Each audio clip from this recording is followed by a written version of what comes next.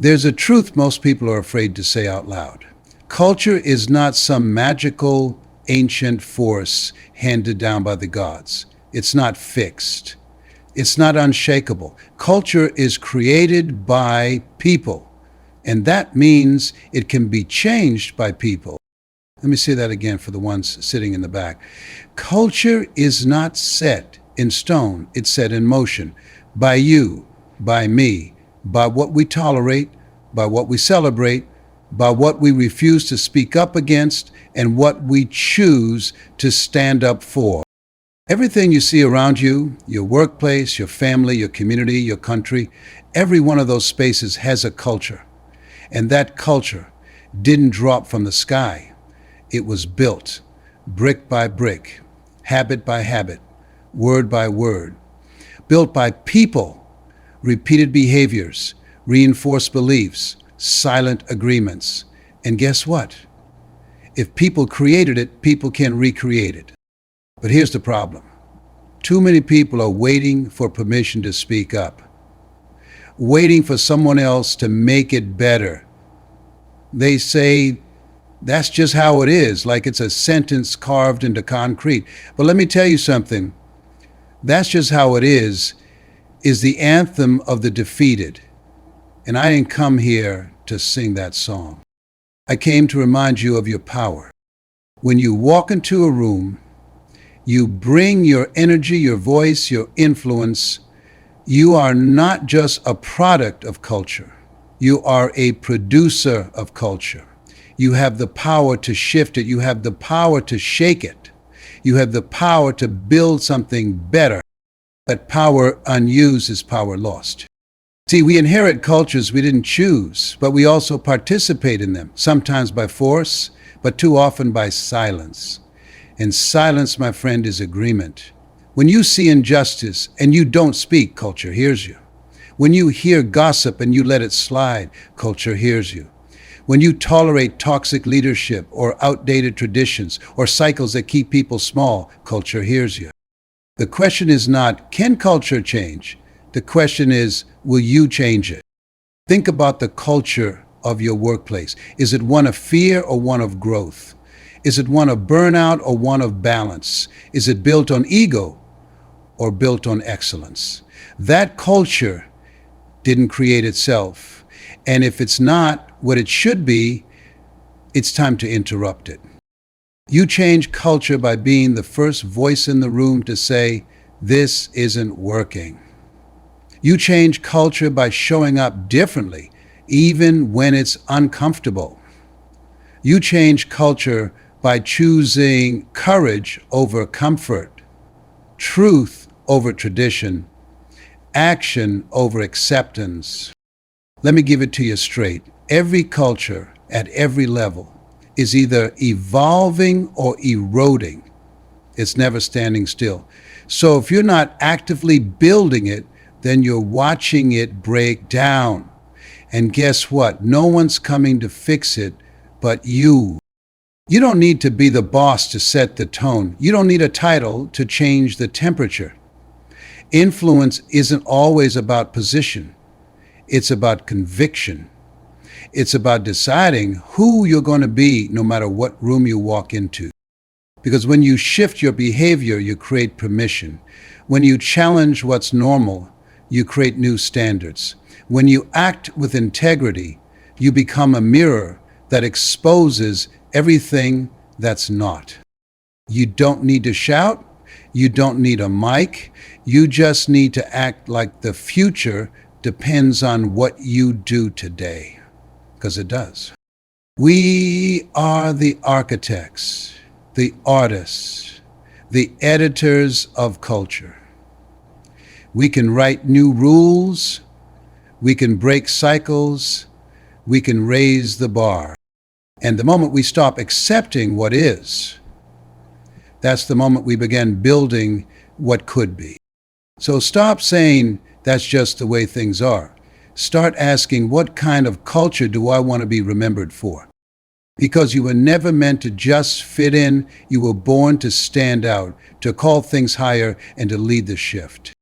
Culture is created by people, and it can be changed by people. And that change starts with you. Culture is not inherited, it's created by what we allow, repeat, and reinforce. Every environment you walk into, every system you're a part of, every community you belong to is living proof of that. We grow up thinking culture is something we're born into, something passed down, something that just is. But the truth is, culture isn't a relic, it's a living, breathing reality made by people like you and me. It's not ancient, it's active. It's not untouchable, it's shaped by behaviors, by conversations, by energy, and by choices made every single day. Look around you. Look at your home, your job, your circle, the way people speak, the way they move, the way they treat each other. That's culture. But none of that happened by accident. Someone made a decision. Someone set a tone. Someone chose a standard. And then someone else accepted it, repeated it, reinforced it. That's how culture forms, through collective repetition. And the wild thing is, it often starts with just one person making a move, one person doing something differently, and then everyone else slowly, quietly begins to follow suit. Think about a workplace. If the leader walks in every day with stress in their eyes and panic in their voice, that becomes the rhythm of the whole room. People tiptoe around, they watch their backs, the culture becomes fear-based. But that didn't just happen. It was created, molded by the emotional habits of the leader and the tolerance of the team.